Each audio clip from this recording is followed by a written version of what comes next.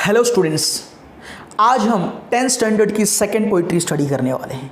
इस पोइट्री को स्टार्ट करने से पहले मैं आपको आगे इस पोइट्री को किस तरह से पढ़ाऊंगा, कितने अच्छे से पढ़ाऊंगा, उन चीज़ों को मैं शॉर्ट में एक्सप्लेन कर देता हूं। सबसे पहले इस पोइट्री को जिन्होंने लिखा है उनके बारे में शॉर्ट इंट्रोडक्शन देखेंगे, फिर देन इस पोइट्री का शॉर्ट इंट्रोडक्शन देखेंगे। इस पोइट्री में हम क्या पढ़ने वाले हैं, पोइट ने क्या बताया है, फिर उसके बाद पोइट्री में आने वाले जो डिफ़िकल्ट वर्ड्स हैं उन डिफ़िकल्ट वर्ड्स को भी हम देखेंगे, उसकी मीनिंग देखेंगे। ठीक है, तो स्टार्ट करते हैं। और लास्ट में मैं आपको फिगर ऑफ स्पीच भी बताऊंगा eight the end of poetry, वो भी इंपॉर्टेंट है। ठीक है, तो सबसे पहले इस पोइट्री को जिन्होंने लिखा है उनका नाम है विलियम शेक्सपियर। ठीक है, वे कहाँ पैदा हुए थे? यूके में। कब पैदा हुए थे? 1564 में। उनकी डेथ कब हुई थी? 1616 में। डेथ भी यूके में हुई थी। ठीक है, अच्छा वे क्या थे, उनकी क्वालिटी क्या थी, उनके फीचर्स क्या थे? ठीक है, वे एक इंग्लिश प्ले राइट थे, एक नाटककार थे।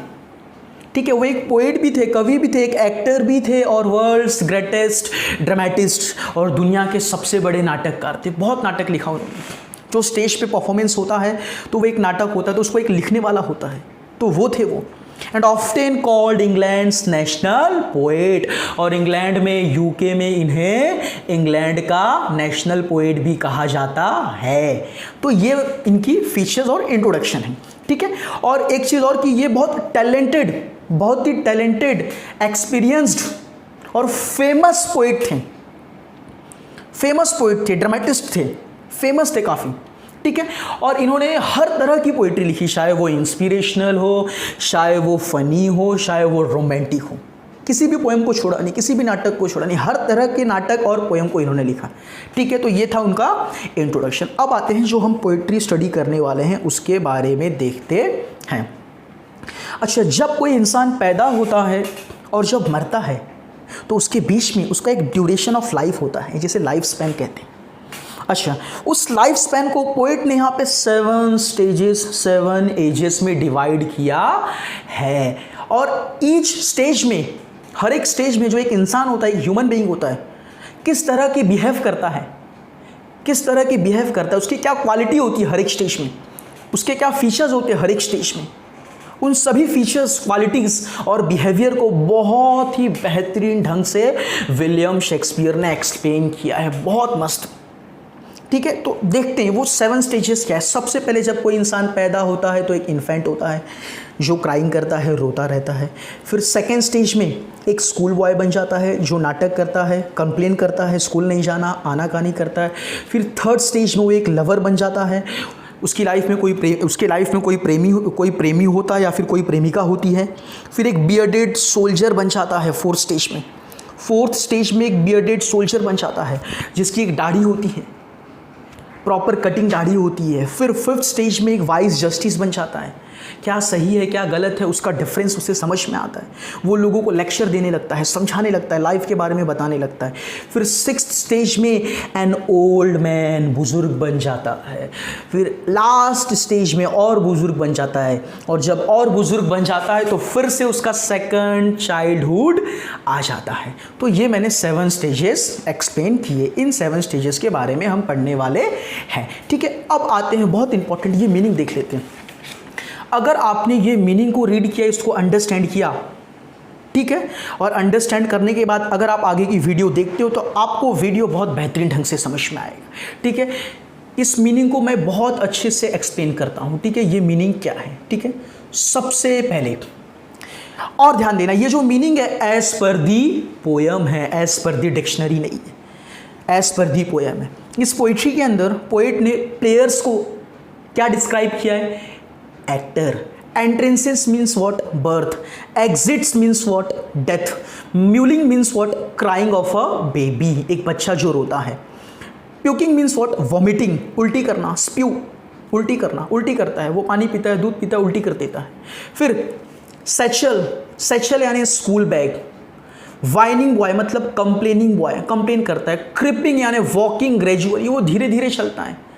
ठीक है, फर्नेस, फर्नेस यानी किल्न, एक भट्टी होती है फर्नेस का मीनिंग। इंस्टेंसेस का मीनिंग होता है एग्जाम्पल्स एंड द इंस्पिरेशंस। ठीक है, फिर बैलाड्स, बैलाड्स मतलब होता है अ पोएम और song tells a story in short. Ballads मतलब होता है एक स्टोरी होती है, उस लंबी स्टोरी को हम लोग पोएम के थ्रू एक्सप्रेस करते हैं, वो भी शॉर्ट में। मिस्ट्रेस मतलब लवर, क्या लवर, चाहे प्रेमी या फिर प्रेमिका। साइंग, साइंग मतलब क्या होता है deep breathing and expressing sadness. मतलब कोई इंसान जब आह भरता है, सांस लेता है, गहरी सांस लेता है, तो अपने एक सैडनेस को एक्सप्रेस करता है और एक्सप्रेस करते हुए गहरी सांस लेता है। ओट्स, ओट्स मतलब होता है प्रॉमिस, ठीक है। अच्छा, फिर आगे आते हैं। पाड, पाड मतलब होता है लेपर्ड, चीता। कॉरल, कॉरल मतलब होता है fight. Cannons mouth, cannons mouth मतलब होता है फेसिंग ग्रेट डेंजर, मतलब बहुत ही डिफिकल्ट सिचुएशन को फेस करना, very difficult situation, very danger situation, ठीक है। अच्छा, गुड कैपन राइंड मतलब access fat from careless eating habit, मतलब इंसान ज़रूरत से ज़्यादा खाता है, कोई टाइम टेबल नहीं होता उसके डाइट का, ठीक है, ठीक है। तो क्या हो जाता है, वो एक्सेस फैट हो जाता है, ज़रूरत से ज़्यादा खाता है तो ज़रूरत से ज़्यादा मोटा हो जाता है। फिर सॉज, सॉज यानी प्रोवर्ब्स यानी कहावत। फिर सिविर, सिविर, सिविर मतलब होता है सीरियस। फिर बैली, बैली मतलब स्टमक, पेट। फिर स्पेक्टेकल्स मतलब आई ग्लास, चश्मे। फिर होज मतलब टाइट पैंट्स। फिर शैंक मतलब लेग। फिर ट्रिबल मतलब होता है 3 टाइम्स वीक डैन, मतलब 3 टाइम्स वीक, काफ़ी वीक। श्रिल वॉइस, इसको श्रिल वॉइस भी बोल सकते हैं हम लोग कि उसकी आवाज़ पतली होती है। फिर ऑब्लिवियन, ऑब्लिवियन का मतलब होता है फॉरगेटफुलनेस, मतलब सब कुछ भूल जाना। फिर होता है सेंस, सेंस का मीनिंग होता है, सेंस का मीनिंग होता है सेंस विदाउट, ठीक है। तो ये मैंने मीनिंग बताई, ठीक है, क्लियर हुआ। आप इसके स्क्रीनशॉट लेकर के इसे पढ़ोगे तो बहुत बेहतरीन रहेगा। फिर उसके बाद आगे की पोइट्री जो है वो आपको और अच्छे से समझ में आएगी, ठीक है। अच्छा, अब हम लोग अपने मेन पोइट्री पे आते हैं, ठीक है। हर एक स्टैंजा को, ठीक है, हर एक लाइन को मैं प्रॉपरली डिटेल में एक्सप्लेन करूंगा, ठीक है, ध्यान देना आप। सबसे पहले all the world's a stage, all the world is a stage and all the men and women merely players. इस पोइट्री के अंदर पोइट क्या बताना चाहता है, इस पोइट्री के अंदर पोइट बताना चाहता है कि ये जो वर्ल्ड है ना, वर्ल्ड, ये जो दुनिया है, ये कुछ और नहीं, एक स्टेज है। और इस दुनिया में जितने भी मेन एंड वुमेन हैं, जितने भी आदमी हो या औरत हो, चाहे कोई भी इंसान हो, जितने भी इंसान हैं, सिर्फ और सिर्फ एक प्लेयर है, यानी एक्टर है। अगर इसका एग्जांपल लेंगे तो जैसे देखो एक स्टेज रहता है, स्टेज पर एक्टर आता है, एक्टिंग करता है और चला जाता है, ठीक है। तो सेम एज इट इज वैसे ही इस दुनिया में इंसान आता है, इस दुनिया में इंसान आता है और आकर चला जाता है, ठीक है। तो हम इसको इस तरह से समझ सकते हैं। इसका और अगर एग्जांपल लेंगे हम लोग कि ये दुनिया एक खेल है, ठीक है, ये दुनिया एक खेल है और जो इंसान है ना, इंसान इस खेल का महज एक खिलाड़ी है।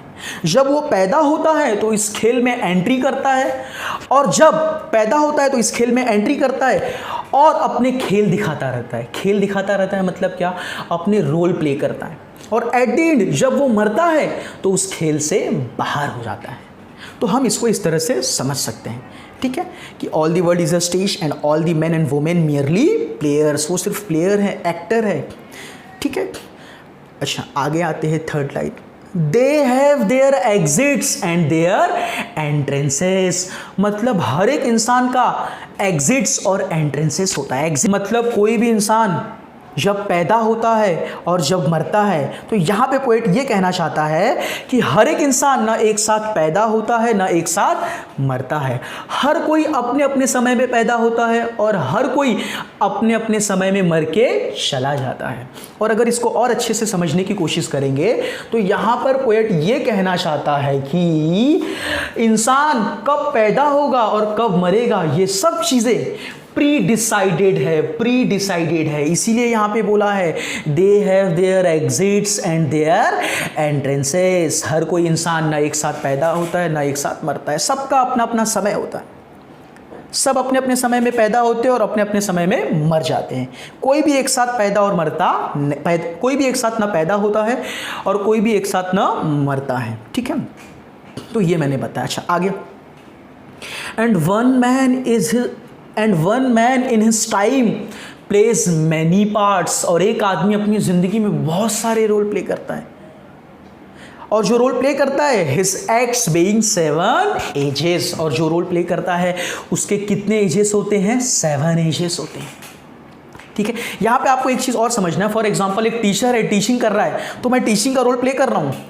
एक सोल्जर है, वो डिफेंस में देश की रक्षा कर रहा है, देश को डिफेंस कर रहा है, तो वो भी एक रोल प्ले कर रहा है, तो वो रोल अलग है।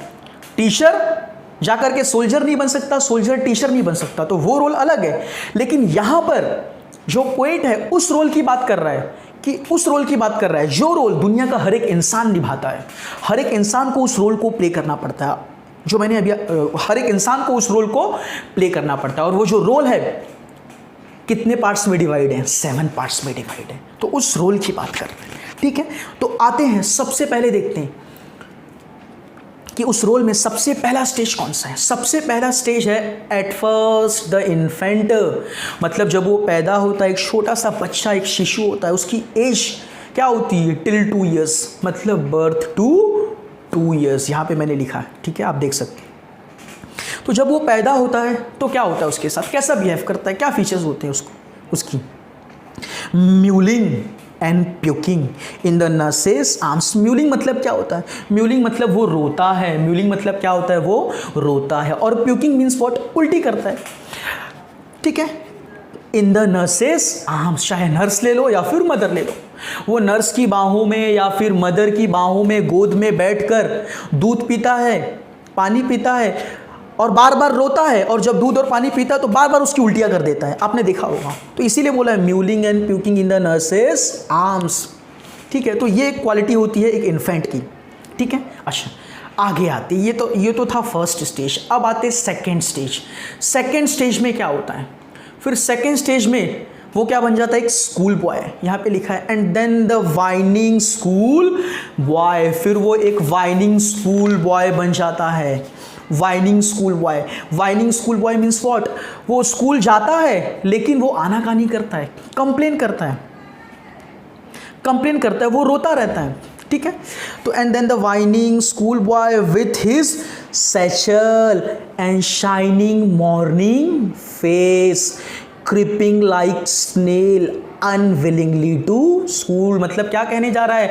विथ हिज सैचल मतलब अपने बैग के साथ, शाइनिंग मॉर्निंग फेस मतलब सुबह सुबह जाता है तो उसका जो चेहरा होता है काफ़ी खिला रहता है, चमकता रहता है, फ्रेश रहता है, काफ़ी क्यूट लगता है वो। एंड क्रिपिंग लाइक स्नेल, और एक शीप की तरह, एक घोंघे की तरह वो रेंगते हुए जाता है। क्यों? Because of unwillingly to school, क्योंकि उससे स्कूल जाने की इच्छा होती नहीं है, विदाउट इंटरेस्ट, ज़बरदस्ती वो जाता है। और अगर आप देखो प्रैक्टिकली जो बच्चे होते हैं सुबह सुबह, बहुत सारे बच्चे वो स्कूल नहीं जाना चाहते, ठीक है, तो वो धीरे धीरे स्कूल जाते हैं, रोते हुए जाते हैं, आनाकानी करते, पेट दुख रहा है, पैर दुख रहा है, रबड़ नहीं है, पेंसिल नहीं है, ठीक है, वो रोते रहते हैं और धीरे धीरे चलते हैं, घोंघे की तरह चलते हैं कि वो स्कूल ना पहुंच पाए, स्कूल का लेट हो जाए, फिर उसे घर पे जाने मिलेगा। और ये हरकत दुनिया का हर एक बच्चा करता है, कभी ना कभी ज़रूर करता है। आप में से भी और हम में से भी कभी ना कभी हमने ऐसी हरकत ज़रूर की होगी। और सिंपल कि जब कोई इंसान पहली बार स्कूल जाता है, फर्स्ट डे, केजी हो या नर्सरी, तो ये हरकत ज़रूर करता है, तो ये नेचुरल है, ठीक है, करते ये एक बिहेवियर होता है, एक स्कूल बॉय का ये एक बिहेवियर होता है, ठीक है। अच्छा आगे चलते, फिर उसके बाद थर्ड स्टेज में आता है। थर्ड स्टेज उसकी क्या रहती है? फिर उसके बाद एक लवर बन जाता है। क्या बन जाता है? वो एक लवर। उसके बाद वो एक लवर बन जाता है, लवर। अच्छा लवर मीन्स व्हाट? सिंपल, जब उसकी एज 13 to 21 ईयर्स के बीच में होती है तो वो एक लवर बन जाता है। तो उसमें वो क्या करता है? उसमें होता क्या है पता है? जिस लड़की से वो प्यार करता है, जो लड़की उसकी प्रेमिका होती है, जब उससे दूर होती है, ठीक है, इसको रीड करते हैं पहले हम लोग, ठीक है, पहले रीड कर लो। And then the lover sighing like furnace, एक लवर बन जाता है। फर्नेस मतलब क्या होता है? एक भट्टी जो जलती है। साइंग मतलब होता है आहें भरना, ठीक है। वो उसकी लवर होती है, वो उससे दूर हो जाती है, वो उसे छोड़कर चली जाती है तो उसकी याद में वो आहें भरता रहता है, वो गहरी गहरी सांस लेता रहता है, वो आहें भरता रहता है, वो रोता रहता है और अंदर ही अंदर एक भट्टी की तरह जलता रहता है। और उसके साथ साथ विद अ वोफुल बैलाड मतलब वो सैड सॉन्ग्स क्या करता है, मेड लिखता रहता है। किसके लिए? टू हिज मिस्ट्रेस आईब्रो, अपनी प्रेमिका के लिए, अपने बिलव्ड के लिए, अपनी प्रेमिका के लिए वो गाने लिखता रहता है। और अपनी प्रेमिका के लिए मतलब उसके आईब्रो के लिए, उसकी आईब्रो की ब्यूटी को एक्सप्लेन करता है जो उसे अच्छा लगता है। आप अगर हिंदी मूवी के गाने देखोगे तो उसमें आपको पता चलेगा जितने भी गाने उसमें यही सब होते हैं। हर एक जो हीरो होता है, जो लवर होता है, जब गाना गाता है यानी जो पोएट उस पोइट्री को लिखता है तो उसमें वो कभी आँख की तारीफ़ करता है, आँख की ब्यूटी को एक्सप्रेस करता है, तो कभी बाल की ब्यूटी को एक्सप्रेस करता है, तो कभी गाल की ब्यूटी को एक्सप्रेस करता है। तो ये क्या होता है, एक पोएट का एक नेचर होता है, ठीक है। तो ये एक पोएट का नेचर होता है। आपने देखा रहेगा, ये गाना है, पुराना गाना है, ये रेशमी जुल्फ़ें, ये शरबती आँखें। तो रेशमी जुल्फ़ें मीन्स व्हाट, इस गाने को मोहम्मद रफ़ीक ने गाया है। रेशमी जुल्फ़ें मतलब यहाँ पे वो बता रहा है कि उसकी जो जुल्फ़ है वो रेशमी है, उसके जुल्फ़ की ब्यूटी को एक्सप्रेस कर रहा है, अप्रिशिएट कर रहा है। तो यहाँ पर इसीलिए पोइट ने मिस्ट्रेस के आईब्रो का यूज़ किया है, ऐसा करता है। और अगर आप देख लो एग्जाम्पल अगर हम लोग लेंगे तो दुनिया का चाहे कोई इंसान हो, कभी ना कभी उसे किसी न किसी लड़की से या फिर लड़के से ज़रूर प्यार होता है। ये एक नेचुरल है, ठीक है, ये एक नेचुरल है, ठीक है। लेकिन जब वो उस प्रेमी और प्रेमिका की लाइफ से बाहर निकलता है तो उसे जीवन का असली इंपॉर्टेंस समझ में आता है उसके बाद। लेकिन ये नेचुरल है, आप किसी को भी ले लो। इवन तो अपने क्या नाम है, रतन टाटा, अटल बिहारी वाजपेयी और लता मंगेशकर, इन सब ने शादी नहीं की, बहुत नाम किया इन्होंने, बट फिर भी इनको अपने ज़िंदगी में कभी ना कभी किसी से प्यार ज़रूर हुआ, ये फॉल इन लव ज़रूर हुए। तो ये नेचुरल है, ठीक है।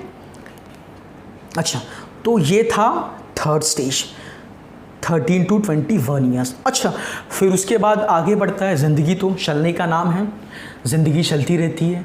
फिर आगे आते हैं हम लोग, फिर उसके बाद वो एक सोल्जर बन जाता है। यहाँ पे सोल्जर से कंपैरिजन क्यों किया है?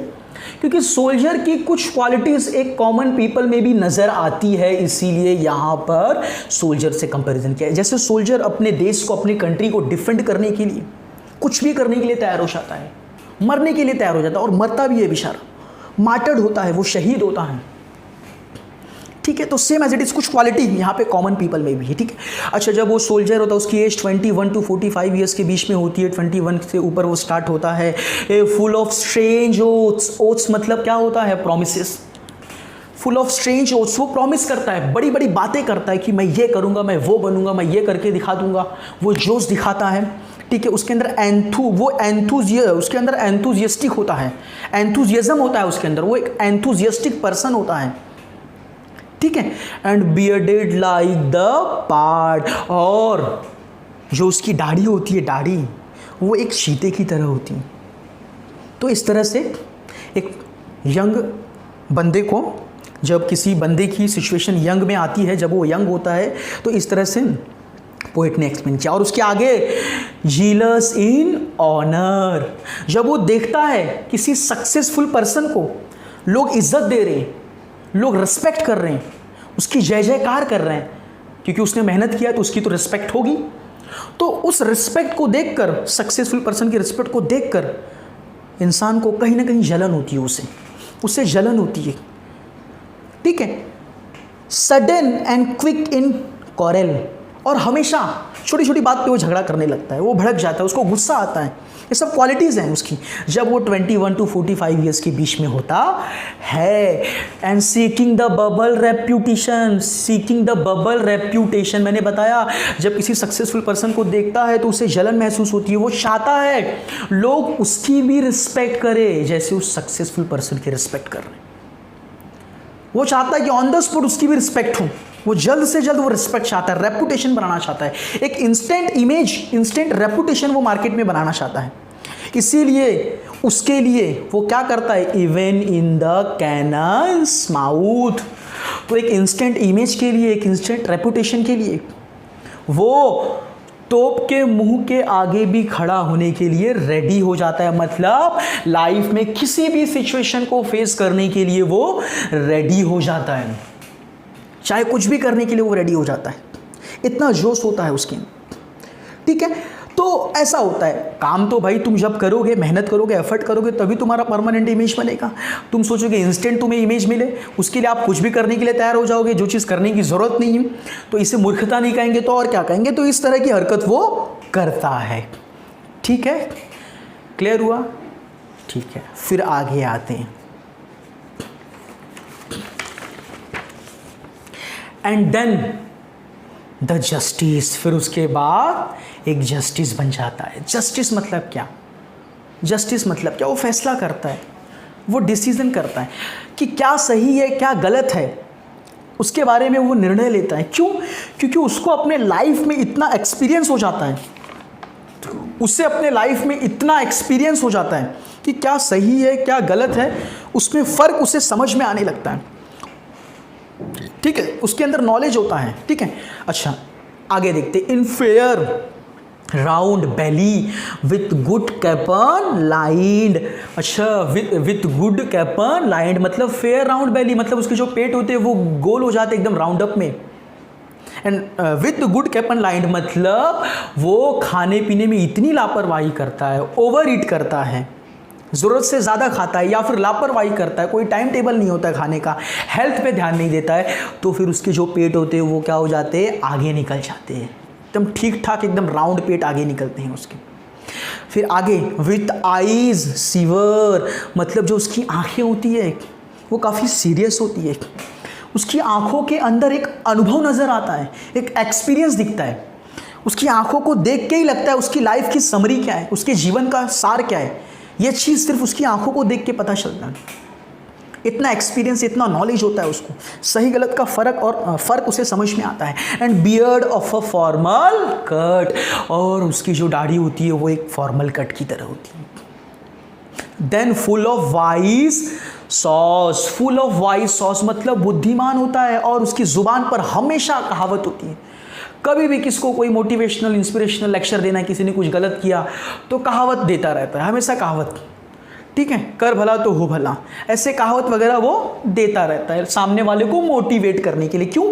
क्योंकि इतना एक्सपीरियंस और नॉलेज होता था, ज़िंदगी में इतने थपेड़े खाए हैं, ज़िंदगी को इतना अच्छे से समझा है कि पूरी तरह से नॉलेजेबल हो जाता है। ठीक है, एंड मॉडर्न इंस्टेंसेस और नए नए एग्जाम्पल्स भी देता है किसी सामने वाले बंदे को समझाने के लिए। अगर कोई गलती कर रहा है तो उसे समझाने के लिए नए नए एग्जाम्पल्स देता है, बताता है देखो इसने ऐसा किया, तुम भी वैसा करो, आप भी वैसा कर सकते हो, ये करना चाहिए। ठीक है, ऐसे वो लेक्चर देते फिरता है, मॉडर्न इंस्टेंसेस नए नए एग्जाम्पल्स देता है। And so he plays his part, इस तरह से वो अपने रोल प्ले करता है। ठीक है, तो ये मैंने बताया कि जब उसकी एज 46 टू 60 ईयर्स के बीच में होती है। ठीक है, अच्छा अब आते हैं सेकेंड लास्ट स्टेज मतलब 6th एज। जब 6th एज में एंटर करता है तो उसकी सिचुएशन क्या होती है? ठीक है, अच्छा the 6th age shifts into the lean and slippered pantaloon, मतलब लीन यानी काफ़ी वीक हो जाता है। जब उसकी एज अबव 60 ईयर्स होती है, 60 to 80 ईयर्स के बीच में होती है, तो वीक होना शुरू होता है, कमज़ोर हो जाता है। और वो एक पैजामा पहनता है, पैर में एक पैजामा पहनता है, और एक स्लीपर होती है।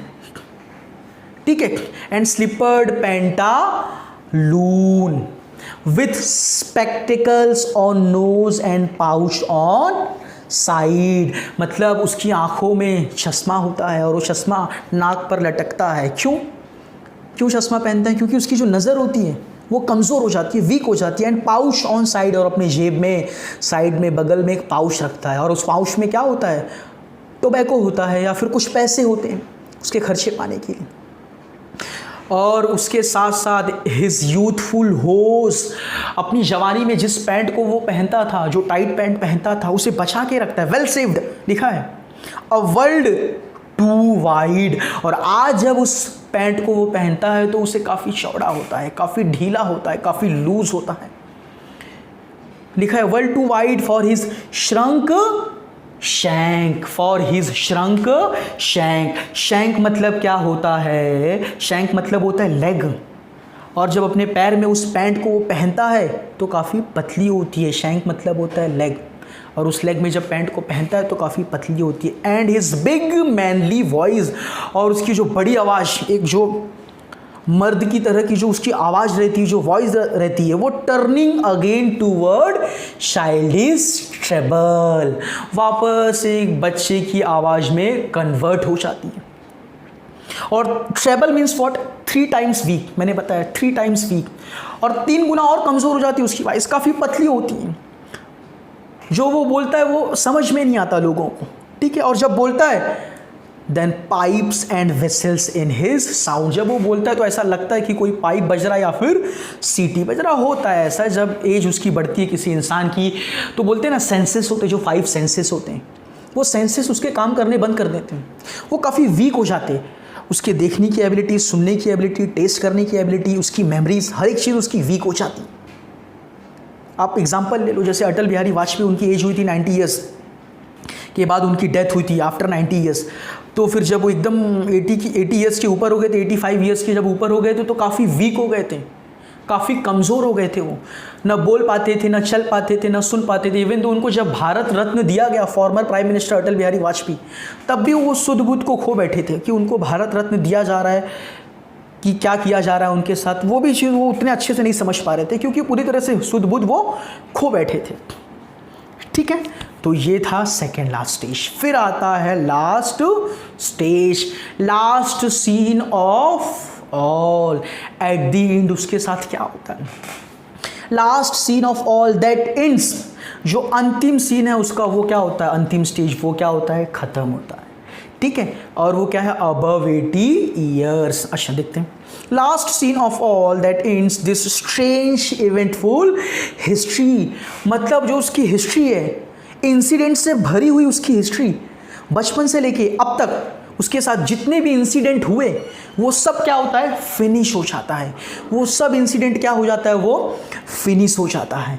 और is second childishness and मियर oblivion, फिर से वो दूसरे बचपन में एंटर कर लेता है, एंड मियर ऑब्लिवियन, और हर एक चीज़ वो भूल जाता है, हर चीज़ वो भूल जाता है। मतलब जैसे एक छोटा सा बच्चा होता है, जब पैदा होता है तो कोई चीज़ उसे याद नहीं होती, तो सेम एज इट इज़ वापस उसी स्टेज में आता है, बुजुर्ग हो जाता है, सेंसेस काम करने बंद कर देते हैं, ठीक है। वो बोल नहीं पाता, ठीक है, वो भूल जाता है। क्यों? सेंस टीथ, सेंस यानी विदाउट, मतलब ना उसके पास टीथ होते हैं, ठीक है। सेंस आइज़, मतलब आइज़ उसकी वीक हो जाती है, ठीक है। सेंस टेस्ट, टेस्ट भी उसे नहीं समझ में आता। आपने देखा है बहुत सारे बुजुर्ग होते हैं, वो कहते हैं कि भाई जैसे जैसे उनकी उम्र बढ़ती है तो उन्हें भूख ज़्यादा नहीं लगती। क्यों? क्योंकि वो टेस्ट करने की एबिलिटी होती है वो वीक हो जाती।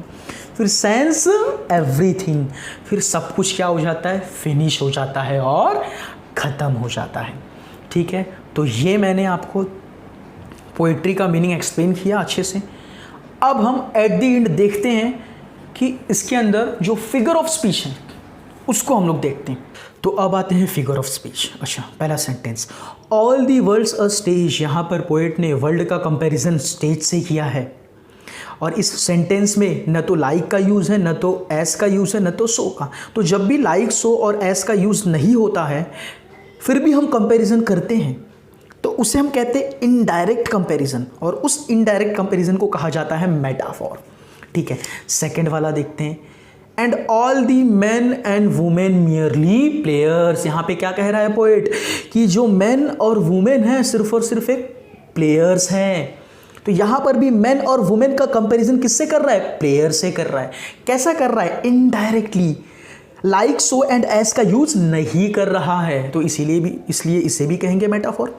फिर थर्ड पे देखते हैं, यहाँ पर देखो, they have their exits and their entrances. They have मतलब लाइफ का कंपैरिजन, लाइफ का कंपैरिजन यहाँ पे कर रहा है, ठीक है। एग्जिट्स मतलब डेथ और एंट्रेंसेस मतलब बर्थ।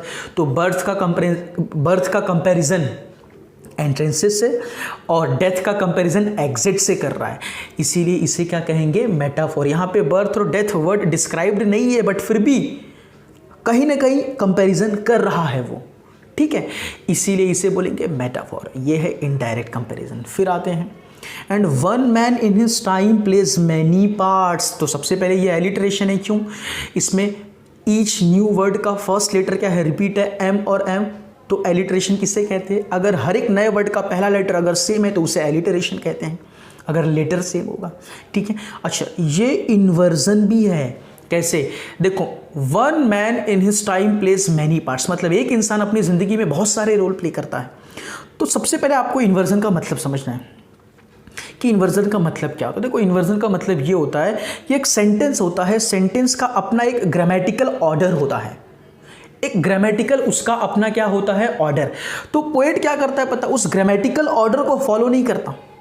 तो उस ग्रामेटिकल ऑर्डर को फॉलो इसलिए नहीं करता है कि कहीं ना कहीं पोएट्री के अंदर एक पोएटिक इफेक्ट आए, एक अट्रैक्शन आए, तो उसे कहते हैं इन्वर्जन। देखते हैं हम लोग, one man in his time plays many parts, ठीक है। अच्छा, तो ये जो लिखा है ना, one man in his time plays many parts, ये इनकरेक्ट ऑर्डर में है। One man in his time plays many parts, तो वन मैन के बाद क्या आना चाहिए पता है, one man plays many parts in his time, ये इसका करेक्ट ऑर्डर है। तो यहां पे इनकरेक्ट ऑर्डर को फॉलो क्यों किया है पोइट ने, एक पोएटिक इफेक्ट लाने के लिए, एक अट्रैक्शन लाने के लिए, अगर कोई पोइट्री को रीड करे तो, ठीक है। अच्छा, अब आते हैं यहाँ पे, एक होता ओनोमेटोपिया। अच्छा, ओनोमेटोपिया क्या होता है, अच्छा ये भी आपको समझना। ओनोमेटोपिया ये होता है कि जब हम किसी के साउंड से, किसी के वॉइस से उसकी सेंस को फील कर लेते हैं, उसे आइडेंटिफाई कर लेते हैं, पहचान लेते हैं सिर्फ और सिर्फ वॉइस से, तो उसे कहेंगे ओनोमेटोपिया। फॉर एग्जांपल, कोई डॉग है, बार्किंग कर रहा है, भौंक रहा है, तो बिना डॉग को देखे ही, सिर्फ उसके आवाज़ को सुनते ही हम ये आइडेंटिफाई कर लेंगे कि वो क्या है, डॉग है। जैसे कोई कैट है, कैट के साउंड को अगर हम सुनेंगे तो जस्ट उसके साउंड को सुनते ही हम पहचान जाएंगे वो क्या है, कैट है। कोई क्रो है, कौवा है, कौवे के सिर्फ आवाज़ को सुनकर हम जान जाएंगे कि वो क्या है, कौवा है। तो सेम एज इट इज़ यहाँ पर क्या लिखा है, mewling and puking in the nurses arms, मतलब यहाँ पर जो बच्चा है वो म्यूलिंग करता है, ठीक है, वो म्यूलिंग करता है, मतलब रोता है, आवाज़ करता है। तो आप म्यूलिंग की आवाज़ को सुनकर समझ जाओगे कि एक छोटा सा इन्फेंट बच्चा रो रहा है, ठीक है। तो उसे बोलेंगे ओनोमेटोपिया। तो ये है ओनोमेटोपिया का एग्जाम्पल, ठीक है। अच्छा, अब आते हैं यहाँ पे, and then whining school boy with his satchel. सबसे पहले देखते हैं ये क्या है, ओनोमेटोपिया। अभी मैंने बताया यहाँ पे जो स्कूल बॉय है ना बेटा, वो वाइनिंग करता है। वाइनिंग मतलब क्या, कंप्लेन करता है, कंप्लेन करता है, आवाज़ करता है, रोते हुए जाता है वो। तो अगर कोई स्कूल बॉय वाइनिंग करते हुए जाएगा तो आप उसकी आवाज़ से पहचान जाओगे कि ये स्कूल जाता हुआ बच्चा है जो इस तरह से रो रहा है, इस तरह से रो रहा है, तो आप पहचान जाओगे, ठीक है। इसीलिए ये क्या है, ओनोमेटोपिया। अच्छा, ये एलिटरेशन भी है क्योंकि W और W वर्ड क्या हुआ, W और W लेटर क्या हुआ है, रिपीट हुआ है, ठीक है। अच्छा, और आगे आते हैं, and shining morning face creeping like snail. ये एलिट्रेशन भी है, क्यों, S और S क्या हुआ है, रिपीट हुआ है, S और S क्या हुआ है, रिपीट हुआ है। दूसरा, ये सिमिली भी है। अच्छा, सिमिली क्यों है, सिमिली क्या होता है, जब भी आप कंपैरिजन करते हो और लाइक सो एस का यूज करते हुए कंपैरिजन करते हो तो हम इसे कहते हैं सिमिली, हम इसे कहते हैं सिमिली। तो इसे कहते हैं हम लोग डायरेक्ट कंपैरिजन, इसे कहते हैं हम लोग डायरेक्ट कंपैरिजन। तो यहाँ पे लाइक का यूज किया है, ठीक है। अच्छा, ये इन्वर्जन भी है। ये इन्वर्जन कैसे, जरा देखो, क्रिपिंग लाइक स्नेल, मतलब एक जो स्कूल बॉय होता है वो एक घोंगे की तरह चलता है, अनविलिंगली टू स्कूल, मतलब वो स्कूल नहीं जाना चाहता। तो कहने का मतलब यहाँ पे देखो, creeping like snail unwillingly to school, मतलब यहाँ पर पोएट ने वर्ड के ऑर्डर को चेंज किया है। इसका करेक्ट ऑर्डर ये होगा, ये करेक्ट ऑर्डर ये होगा, ये स्कूल यहाँ आना चाहिए। Creeping like snail, creeping creeping like snail to school unwillingly, तो ये इसका क्या होगा, करेक्ट ऑर्डर होगा। तो ये होगा इसका करेक्ट ऑर्डर होगा, creeping like snail to school unwillingly, ये इसका करेक्ट ऑर्डर है। बट इस करेक्ट ऑर्डर को फॉलो क्यों नहीं किया, इस अनविलिंगली को पहले क्यों लिख दिया, जिससे कि एक पोएटिक इफेक्ट आए, तो इसे कहेंगे इन्वर्जन। ठीक है, अच्छा और आगे आते हैं हम लोग, एलिट्रेशन। अब देखो ये एलिट्रेशन भी है, क्यों एलिट्रेशन है, क्योंकि W और W लेटर रिपीट हुआ है। ये सिमली भी है, क्यों सिमली है, साइंग, साइंग मतलब क्या होता है, आह भरना। ठीक है, एक जो लवर बॉय होता है वो आह भरता है। ठीक है, ठीक है। अच्छा सिमली क्यों, ये देख लेते हैं हम लोग, क्योंकि यहाँ पे लाइक का यूज़ किया है। साइंग लाइक फर्नेस मतलब एक जो लवर बॉय होता है वो एक भट्टी की तरह अंदर ही अंदर कहीं ना कहीं जलता रहता है। लवर बॉय का कंपैरिजन फर्नेस से किया है, भट्टी से किया है, तो इसीलिए इसे बोलेंगे सिमिली। अच्छा अब आते हैं हम लोग ओनोमेटोपिया। अच्छा ये ओनोमेटोपिया कैसे हो गया, ये भी देखते हैं हम लोग कि यहाँ पे जो लवर बॉय है वो साउंड कर रहा है, कैसा साउंड कर रहा है, साइंग। साइंग मतलब आह भरना, तो इस साउंड से हम पहचान सकते हैं कि वो एक लवर बॉय है। ठीक है, साइंग, तो इसीलिए इसे क्या कहा गया है, ओनोमेटोपिया। अच्छा ये एलिट्रेशन भी है, यहाँ पे ये वाला sentence made to his mistress eyebrow, यहाँ पे एम और एम क्या हुआ है, रिपीट हुआ है, इसीलिए एलिट्रेशन भी है। अच्छा अभी आते हैं लास्ट, देखते हैं सिमिली है, क्यों, full of strange oaths and bearded like the part, मतलब यहाँ पे कंपैरिजन किया है, सोल्जर का कंपैरिजन किया है, मतलब जो ह्यूमन बीइंग है उसका कंपैरिजन किया है कि वो एक चीते की तरह है, उसके दाढ़ी का कंपैरिजन एक चीते की तरह किया है, इसीलिए ये भी क्या है, सिमिली है। और यहाँ पर लाइक का यूज़ किया है, तो लाइक का यूज़ करता है तो वो सिमिली होता है, उसे डायरेक्ट कंपैरिजन कहते हैं। ठीक है, अब आते हैं jealous in honour sudden and quick quarrel. अच्छा ये क्या है, एलिट्रेशन है, क्योंकि यहाँ पे क्यू एंड क्यू लेटर क्या हुआ है, रिपीट हुआ है। फिर आते हैं last, seeking the bubble reputation even in the cannons mouth, यहाँ पे ये क्या, अच्छा हाइपरबोल मीन्स व्हाट। देखो कभी कभार क्या होता है पता है क्या, जो पोइट होता है ना अपने पोइट्री के अंदर कुछ चीज़ें बढ़ा चढ़ा के कहता है। ऐसा क्यों कहता है, एक पोइट्री के अंदर अट्रैक्शन लाने के लिए। तो जब कुछ चीज़ें किसी सेंटेंस को, किसी बात को वो बढ़ा चढ़ा कर, हाई फाई एकदम बढ़ा चढ़ा कर कहता है, तो उसे कहते हैं हाइपरबोल।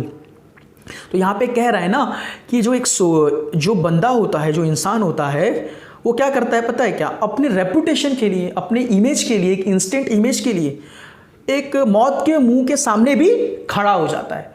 तो ऐसा प्रैक्टिकली नहीं होता कि इमेज के लिए मौत के मुंह के सामने खड़ा हो जाए। ठीक है, तो फिर इसीलिए इसे थोड़ा सा बढ़ा चढ़ा के कहा है, इसीलिए इसे बोलेंगे हाइपरबोल। तो फिर आज का ये लेक्चर ख़त्म हुआ। अगर आपको वीडियो अच्छा लगा तो प्लीज़ आप इसे लाइक करिए, सब्सक्राइब करिए और शेयर करिए। नेक्स्ट टाइम हम लोग नेक्स्ट पोइट्री पढ़ेंगे। ठीक है, आज के लिए बाय।